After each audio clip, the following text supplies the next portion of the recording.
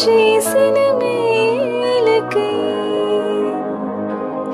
ఇంతవరకు నా బ్రతుకులో నీవు చేసిన మేలకై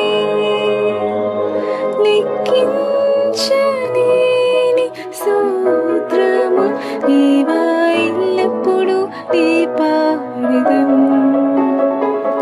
లెక్కించలేని స్తోత్రము దేవా ఎల్లప్పుడూ నీ పాడెదను.